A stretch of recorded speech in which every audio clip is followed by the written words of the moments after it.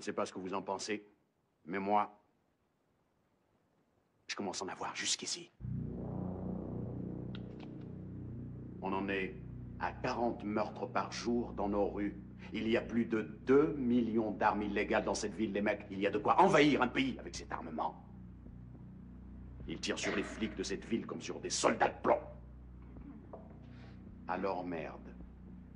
Vous prenez tous le métro, non? Combien de temps allons-nous supporter qu'on nous agresse? Combien de verrous allons-nous mettre à nos portes?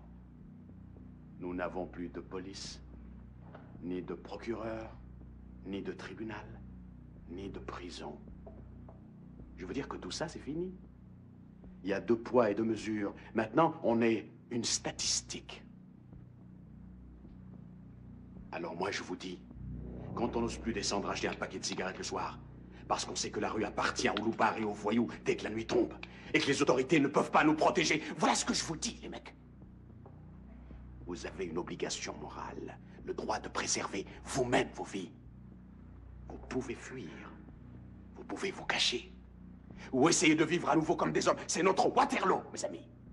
Si vous voulez retrouver votre ville, il faut la prendre. Compris? La prendre!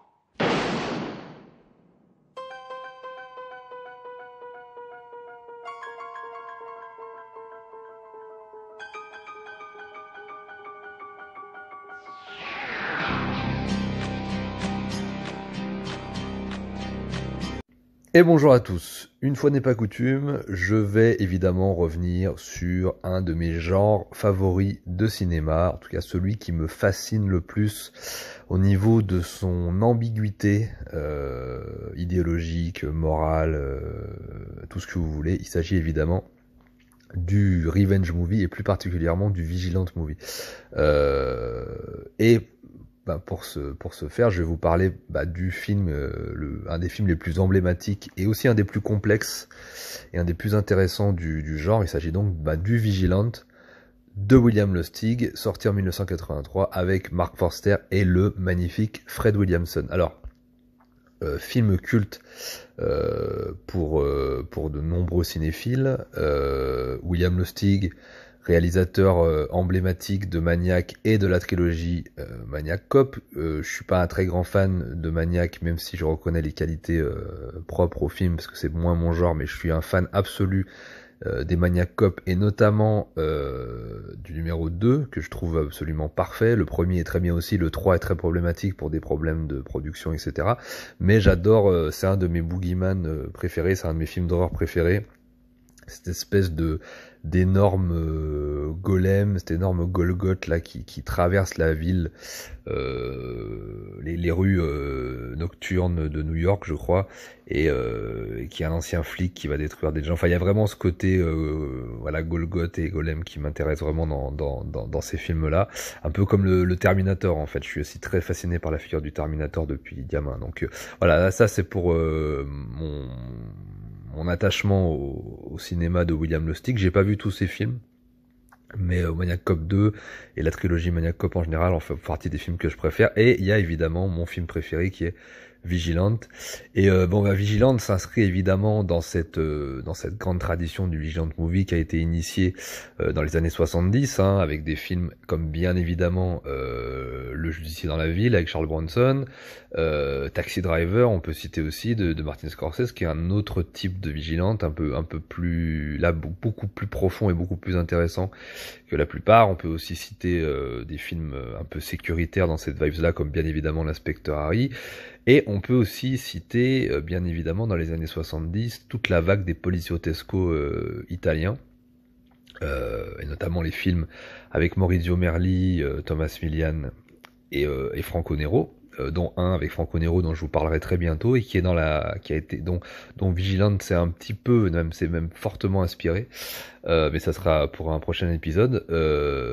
En tout cas, et voilà, je pense que William Lustig, en faisant ses films, avait ses films en référence, et notamment ses films à la fois américains et aussi italiens, puisque les films italiens, en fait, qui ont été produits dans les années 70, évidemment, s'inspirent fortement de toute cette vague de Vigilant movie, qui est un genre très américain à la base, mais qui a vraiment été fait dans beaucoup de pays, hein, dans les pays du monde entier. Hein. Le Vigilant, le Revenge Movie, ce type de film un peu sécuritaire a été fait autant, comme j'ai dit, aux États-Unis, dans le monde anglo-américain, mais aussi en Europe, dans le cinéma français, italien ou allemand.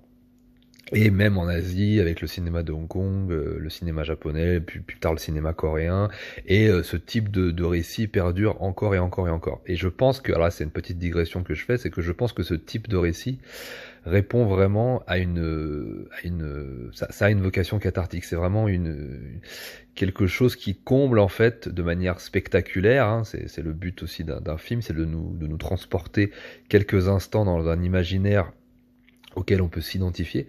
Et je pense que c'est un genre qui fonctionne très très bien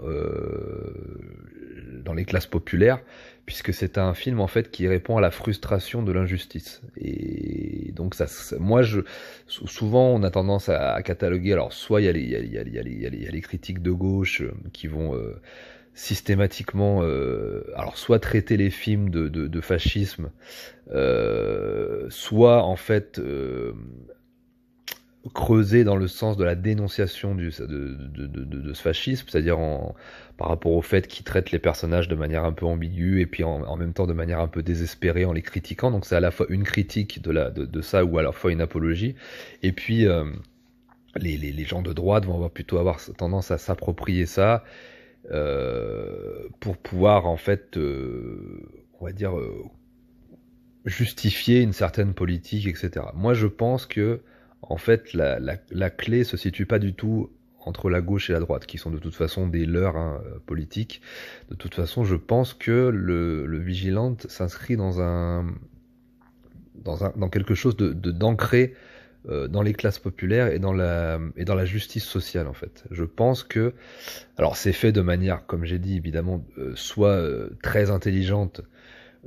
Comme des films comme les Inspecteurs Harry, Les Justiciers dans la ville, enfin en tout cas le premier, Taxi Driver, ce Vigilante là que je vais traiter aujourd'hui, ou alors dans des trucs complètement cons mais que j'adore aussi là, qui sont complètement de droite, complètement assumés, ou alors grand guignolesques tellement ils sont hors catégorie. Par exemple je pense à des films comme un film que j'ai cité il y a pas longtemps, dont j'ai parlé il y a pas longtemps, comme Savage Street avec Linda Blair, ou encore le Justicier de New York, donc le numéro 3 du Justicier dans la ville, qui est carrément cartoonesque, que moi j'adore, ou alors par exemple The Exterminator aussi, qui est un film produit par la Canon que j'aime beaucoup, mais là qui est vraiment tellement what the fuck et tellement too much que ça en devient presque cartoonesque et rigolo. Et il y a un côté qui est encore attaché à la fois à cette justice sociale populaire cathartique, et en même temps à quelque chose de très vulgaire, droitier, et très cartoonesque en fait. Donc c'est quelque chose de très très drôle. Je pense que Vigilante justement se situe un petit peu à la frontière, à la lisière de ces deux parties, de ces deux courants, de ces deux pensées. Et il est très difficile à catégoriser parce que en même temps, alors l'histoire, comme d'habitude, très simple, mais dans cette simplicité, il y a quelque chose de très intéressant, c'est-à-dire que, en fait, ce qui est intéressant, c'est que dès le départ, alors il y a le film s'ouvre de manière magnifique par le speech sécuritaire de Fred Williamson, qui dans la vie est un homme de droite, hein, pro-Trump, je crois, etc. Mais là, à l'époque, c'était un mec qui venait de la Blaxploitation, et qui incarnait effectivement cette figure sécuritaire, virile et héroïque d'un certain cinéma américain.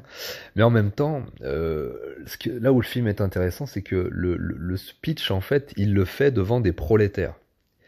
Et en fait, et d'ailleurs, c'est tiré d'une histoire vraie, je crois. Vigilante s'inscrit vraiment dans quelque chose dans un fait réel, et ça, c'est important. C'est-à-dire qu'en fait, ce sont des prolos qui décident de se coaliser en fait en milice pour pouvoir en fait nettoyer la ville en fait des voyous, des voleurs, des escrocs et des voyous qui ne sont pas des voyous élégants, c'est-à-dire que ce ne sont pas les Arsène Lupin des années 1920-1930, hein. C'est vraiment pas des gens qui rentrent pour vous dérober des choses discrètement avec une morale de voleur à l'ancienne. C'est vraiment une voyoucratie, en plus très souvent qui va être allié avec le pouvoir, où le pouvoir va la protéger. Il y a une espèce d'interaction comme ça entre les deux courants, hein, la racaille du haut, racaille du bas, hein, toujours. Hein.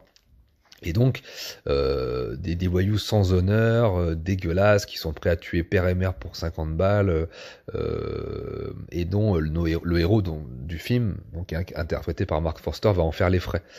Et donc, ce qui est intéressant, c'est qu'en fait, finalement, c'est le prolétariat, finalement, le peuple, qui va s'unir face, en fait, ce que Marx appelait le lumpen prolétariat, c'est-à-dire en fait les voyous, les trafiquants de drogue, les gangsters, les petites merdes de la société, mais encore une fois, j'insiste, qui n'ont vraiment pas d'honneur et qui ont tendance à se mettre à plusieurs sur quelqu'un, à violer des femmes à n'importe quelle heure, etc. Ce sont des choses, je veux dire, dans la vie qui existent, hein.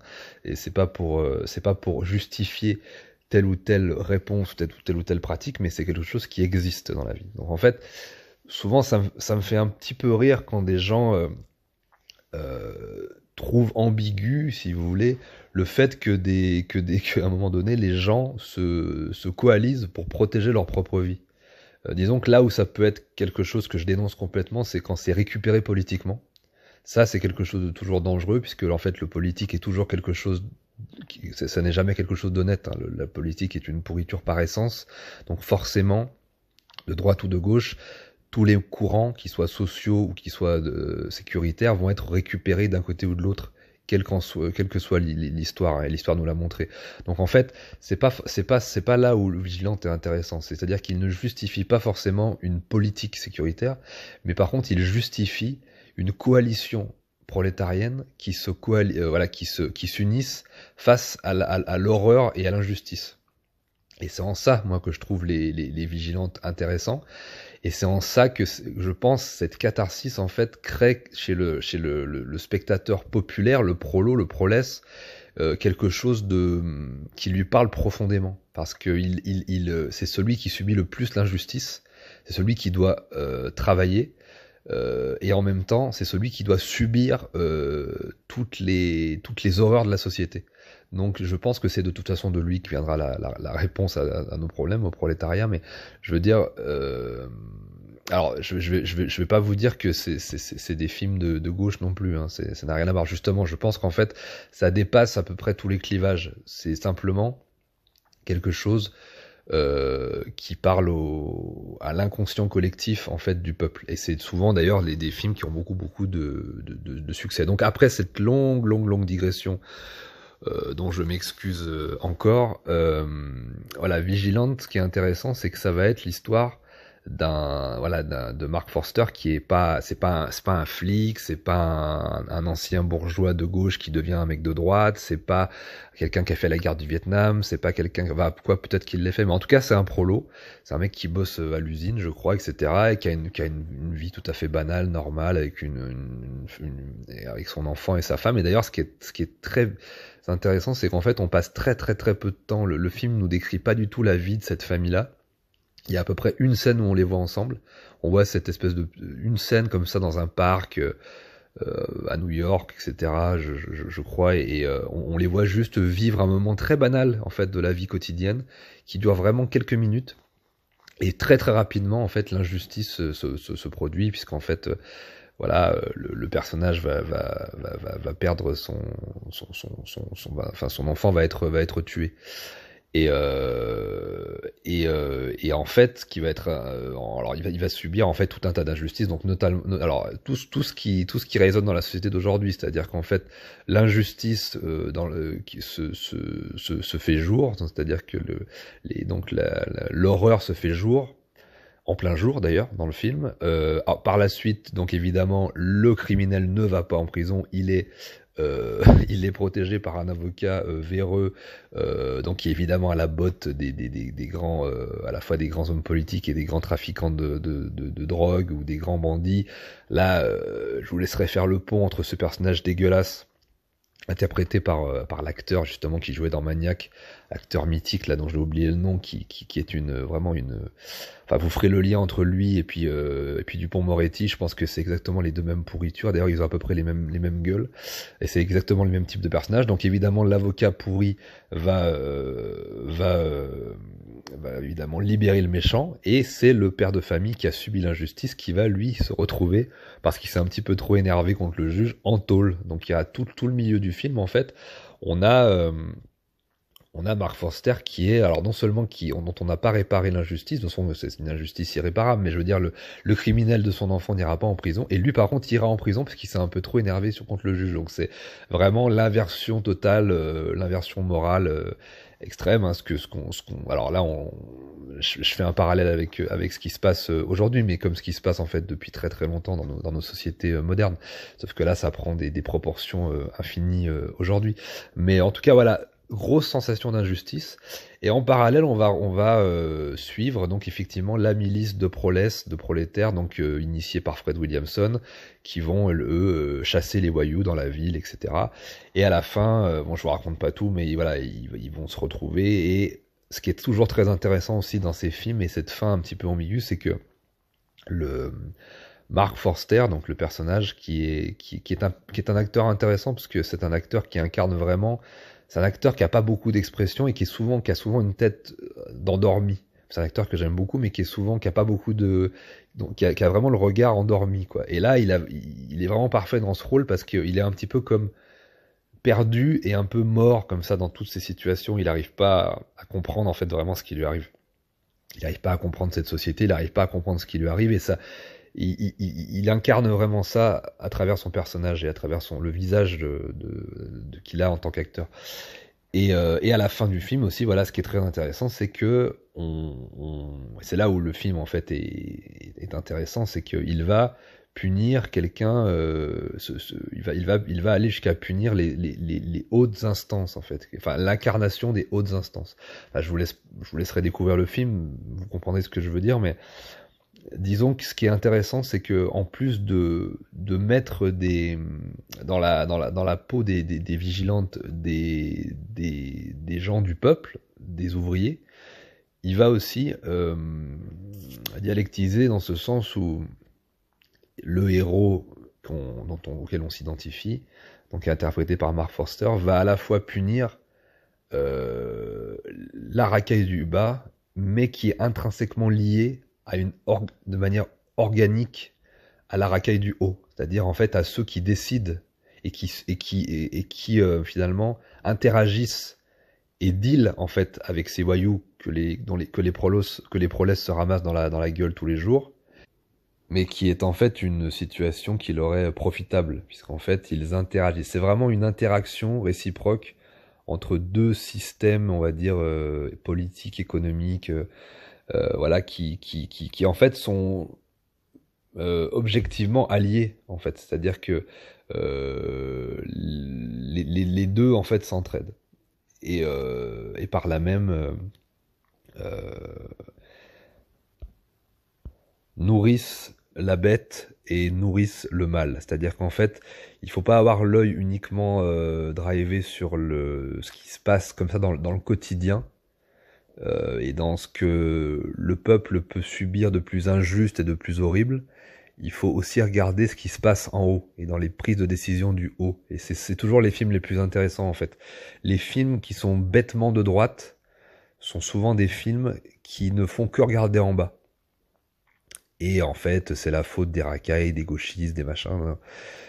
Les films de gauche ont tendance à regarder que ce qui est en haut, à savoir à ne critiquer que le système et que le pouvoir. Les films les vraiment intelligents, et les films les plus intéressants, et les films qui dialectisent, et les films qui sont qui répondent, je pense, qui appellent à une certaine forme de vérité, c'est les films qui réunissent, en fait, qui critiquent, en fait, l'interaction entre les deux.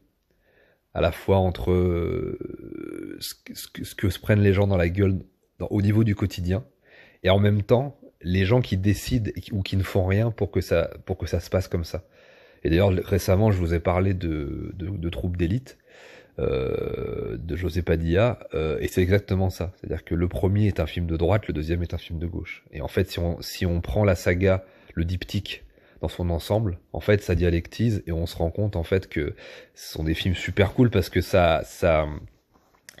une interaction, quoi, réciproque, et qu'on ne peut pas, en étant vraiment humain et en cherchant la vérité, critiquer soit l'un ou soit l'autre. on est obligé de critiquer l'entièreté de ce processus, de ce système global qui est organique et qui s'organise de cette façon. Donc voilà, je pense que de manière consciente ou inconsciente, William Lustig met ça en perspective. Donc c'est pour ça que Vigilante, même s'il prend voilà pour titre vraiment de manière un peu emblématique comme ça le genre qu'il investit, en fait il est, je pense, beaucoup plus intéressant que le genre qu'il investit. Et ça, alors évidemment, c'est pas forcément le film le plus rythmé, le plus bourré d'action, le plus drôle, le plus fun, et le mieux réalisé, parce que la réalisation est assez sèche. Moi j'aime beaucoup le film, j'aime beaucoup la sécheresse de sa mise en scène et la profondeur de son propos. Et puis évidemment, bah après, outre ça, effectivement, en fait, voilà, c'est ça qui est intéressant aussi avec ce type de film, c'est qu'on va avoir effectivement un Mark Forster. On nous promet on nous promet on a la promesse finalement d'un film de vigilante, de mec, voilà, de revenge, de héros, etc. Avec Mark Forster, avec Fred Williamson surtout, dans un voilà de bien burné, qui vont aller tuer des méchants dans les rues. Et en même temps, on a ce côté un peu à la fois cette amertume à travers les personnages et en même temps cette espèce de voilà de dialectique qui critique un peu tout le système de manière globale, ce que je trouve assez intéressant. Et bien sûr, évidemment, ça c'est mon approche et c'est ce que je vois du film, mais il y a aussi tout ce qu'il y a dedans, à savoir effectivement la perte. À chaque fois, ça c'est aussi un des grands thèmes du Vigilant Movie, c'est la perte en fait d'humanité du héros. Est-ce que finalement en faisant ça le héros gagne en humanité ou perd en humanité? Est-ce qu'il ne devient pas finalement comme la bête immonde qu'il a déjà subi lui-même? Est-ce qu'il ne devient pas comme ses bourreaux, etc., etc. Il y a tout un questionnement aussi, c'est évident. Et ce qui est intéressant aussi, c'est que le film ne tranche pas forcément, et même si je pense qu'il y a tout ce que j'ai pu en dire, on peut y voir aussi d'autres choses, hein. C'est évidemment ouvert à plein d'interprétations. En tout cas, je vous laisse là-dessus. J'ai encore une fois été beaucoup trop long. Je vous remercie de m'avoir écouté. Je vous dis à très bientôt. Prenez soin de vous et soyez vigilants.